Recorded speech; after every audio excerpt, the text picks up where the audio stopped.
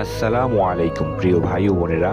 এই ভিডিওতে আমরা আমাদের প্রিয় নবী হযরত মুহাম্মদ সাল্লাল্লাহু আলাইহি সাল্লামের কিছু অজানা কাহিনী শুনব। আমরা সবাই নবীজির জীবনের অনেক কাহিনী জানি। আজকের এই কাহিনীগুলো আমাদের জীবনের জন্য শিক্ষামূলক কাহিনী। ভিডিওটি শেষ পর্যন্ত মনোযোগ দিয়ে দেখুন। হিজরতের সময় নবীজি সাল্লাল্লাহু আলাইহি সাল্লাম ও আবু বকর রাদিয়াল্লাহু আনহু মরুভূমি অতিক্রম করছিলেন।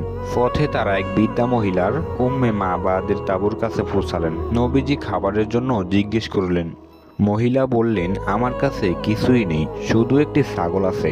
সে অনেক দুর্বল ও শুকিয়ে গেছে, তার জন্য সে দুধ দেয় না। তখন প্রিয় নবী ছাগলটির কাছে গেলেন। আল্লাহর নামে ছাগলটির পিঠে হাত বুলিয়ে দোয়া করলেন। হঠাৎ করে সেই রোগা ছাগলটি দুধ দেওয়া শুরু করলো।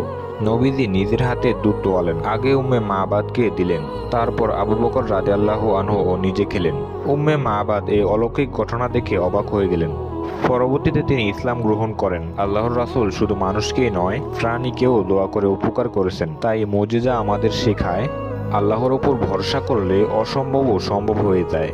মদিনার রাস্তায় যখন নবীজি হাঁটতেন, তখন ছোট ছোট বাচ্চারা তাকে ঘিরে ধরত। একবার এক বাচ্চা নবীজির হাত ধরে টেনে নিয়ে গেল খেলার জন্য। নবীজি থামেননি, রাগও করেননি, বরং দাঁড়িয়ে দাঁড়িয়ে বাচ্চাটির খেলা দেখলেন।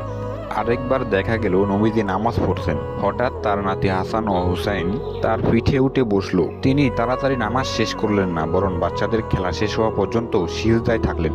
আমাদের সমাজে আমরা প্রায় বাচ্চাদের অবহেলা করি, তাদের সাথে খারাপ ব্যবহার করি। অথচ প্রিয় নবী শিখিয়েছেন শিশুদের প্রতি ভালোবাসা ও স্নেহ ইসলামের অংশ। একদিন প্রিয় নবী এক আনসার সাহাবীর বাগানে প্রবেশ করলেন। সেখানে একটি উট বাঁধা ছিল। নবীজিকে দেখে উটটি কান্না করতে লাগলো। তার চোখ বেয়ে পানি ঝরছিল। নবীজি উটটির কাছে গিয়ে তার শরীর স্পর্শ করলেন। উটটি শান্ত হয়ে গেল। তারপর নবীজি বলেছে, এই উট তার মালিকের কাছে অভিযোগ করেছে। মালিক উটটির উপর অত্যাচার করেছে। উটটি দিয়ে কাজ করাতো, কিন্তু বিশ্রাম করতে দেয়নি। তারপর নবীজি মালিককে সতর্ক করলেন, শুধু মানুষকে নয়, প্রাণীদের প্রতিও দয়া করতে হবে। আল্লাহর রাসূল বলেছেন, পশুদের উপর জুলুম করা মহাপাপ।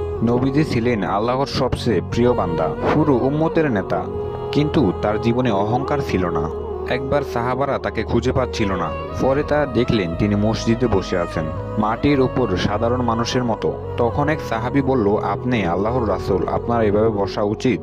নবীজি বললেন, তুমিও যেমন মানুষ, আমিও মানুষ, তবে আমার কাছে আল্লাহর ওহী আসে। আজ আমরা ছোট কিছু অর্জন করলেই অহংকারে ভরে যাই, অথচ আল্লাহর প্রিয় নবী আমাদেরকে সকল ক্ষেত্রেই বিনয়ী থাকতে বলেছেন।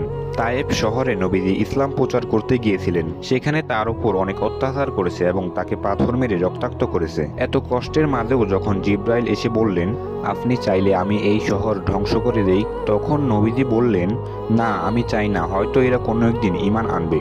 কয়েক বছর পর তায়েবের মানুষ সত্যি ইসলাম গ্রহণ করেছে। নবীজি শত্রুর প্রতিও দয়া করেছেন। আজ আমাদের সমাজে একটু বিরোধ হলেই আমরা শত্রুতা শুরু করি, অথচ ইসলাম ক্ষমা ও দয়া করার শিক্ষা দেয়। প্রিয় ভাই ও বোনেরা, নবীজির জীবনের প্রতিটি কাহিনী আমাদের জন্য শিক্ষা। তিনি আমাদের শিখিয়েছেন দরিদ্রের প্রতি দয়া করতে, শিশুদের ভালোবাসতে, প্রাণীদের প্রতি যত্নশীল হতে, বিনয়ী হতে ও শত্রুকে ক্ষমা করতে। আসুন আমরা সবাই প্রিয় নবীর এই সুন্নত অনুসরণ করে জান্নাতের পথে এগিয়ে যাই।